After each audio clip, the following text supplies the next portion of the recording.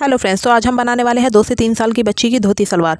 तो इसके ऊपर के वेस्टर्न टॉप की मैंने पहले ही वीडियो डाल दी है, आप जाइए जाकर मेरे चैनल पर देखिए।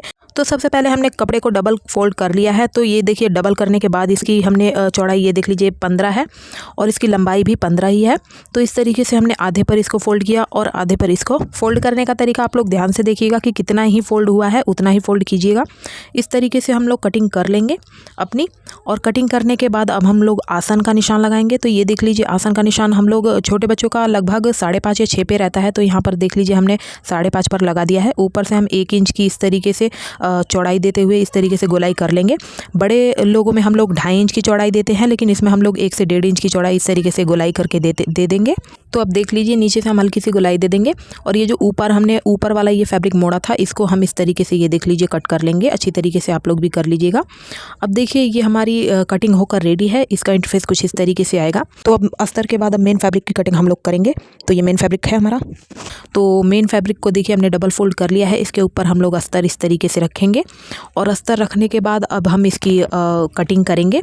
तो ये देख लीजिए, ये अस्तर जो हमारा है उससे ये अधिक ही रहेगा, क्योंकि इस पे जो प्लेटें लगेंगी वो काफ़ी ज़्यादा सुंदर लगती हैं। आपने काफ़ी उसमें देखा होगा कि अस्तर जो रहता है वो कम रहता है और जो मेन फैब्रिक रहता है वो ज़्यादा रहता है। तो ये भी ठीक उसी तरीके से रहेगा। इस तरीके से हम जितना ही आपको मतलब उचित लगे उतना आप लोग इसमें बढ़ाकर कपड़ा ले सकते हैं। तो इस तरीके से हम लोग इसकी कटिंग करके इसको रेडी कर लेंगे। और आप लोग अगर मेरे चैनल पर नए हैं तो please like and share subscribe ज़रूर कीजिए, क्योंकि आपका एक लाइक और एक शेयर हमारे लिए मोटिवेशन का काम करता है। और कमेंट करना तो बिल्कुल भी मत भूलिए, क्योंकि कमेंट करने से ये पता चलता है कि हाँ, मतलब कितना ही लोग देख रहे हैं और सीख रहे हैं मुझसे। तो इस तरीके से हम लोग ये देख लीजिए कटिंग कर लेंगे। आप लोग भी इसी तरीके से बढ़िया तरीके से कटिंग कर लीजिएगा।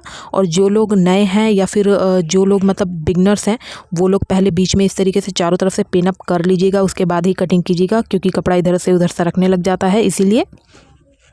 तो ये देख लीजिए, ये बीच में जो हमने आसन का गुलाई दिया था, इसकी भी हम इसी तरीके से गुलाई देते हुए इसको निकाल लेंगे बढ़िया तरीके से। आप लोग भी देखिए इसी तरीके से निकाल लीजिएगा। तो अब देख लीजिए, यहाँ पर हमको इसको सिलाई करनी है। तो इसी के साथ इसको सिलाई बिल्कुल भी मत कर दीजिएगा, क्योंकि ये कपड़ा अलग अलग है। तो इसको अलग अलग ही सिलाई करना है, अस्तर का मेन फैब्रिक के साथ अलग अलग। तो इस तरीके से हमको ये देख लीजिए, एक हमने अस्तर इस तरीके से सिलाई कर लिया है, उसके साथ ये दूसरा वाला अस्तर है और उसको भी हमने मेन फैब्रिक के साथ सिलाई कर दिया है। अब दोनों को हम एक दूसरे के ऊपर इस तरीके से रखेंगे और अब हम इसकी जो है सिलाई करेंगे बढ़िया तरीके से। आप लोग देख लीजिए, यहाँ पे सिलाई होगी। तो देखिए, अब ये सिलाई होकर रेडी है। तो अब हम इसमें छोटा छोटा कट डालेंगे, क्योंकि इसको हमको पलटना है। तो आप लोगों को तो पता ही है, मैंने बहुत सारी वीडियोस में बता रखा है कि कट लगाने का मेन मकसद क्या होता है, ताकि फिनिशिंग के साथ वो हम पलटे तो फिनिशिंग के साथ आए। तो इस तरीके से ये देख लीजिए, कपड़े को इस तरीके से रखना है और इसके ऊपर ये देख लीजिए, ये पलट के इस तरीके से इसका लुक आएगा। ये देखिए, बीच में हमने जो आसन की सिलाई करी थी वो बीच में आ चुकी है। तो इस तरीके से हमारा ये रेडी है। अब इसमें हमको प्लेट डालना है। तो प्लेट आप लोग अपने हिसाब से डालिएगा, छोटी छोटी बड़ी बड़ी जैसी आप चाहे डाल सकते हैं।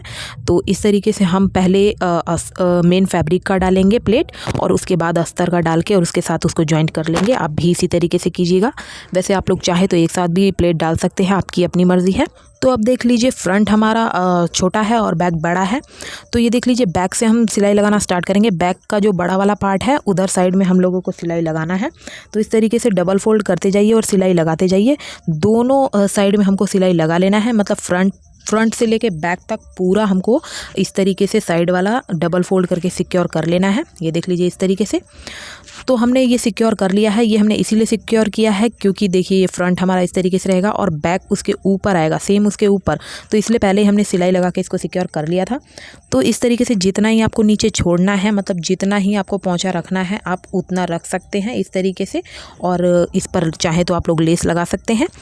तो इस तरीके से लेस लगाने के बाद ये हमारा इंटरफेस कुछ इस तरीके से आएगा। लुक इसका बहुत ही ज़्यादा क्यूट आता है दोस्तों। तो इस तरीके से अब हम ऊपर बेल्ट लगाएंगे इसकी। तो बेल्ट की लंबाई चौड़ाई की बात करें तो इसकी लंबाई ये देख लीजिए, हमने 15 इंच रखी है और चौड़ाई लगभग 6 इंच रखी है, क्योंकि ऊपर हमको नेफा भी बनाना होता है इसीलिए।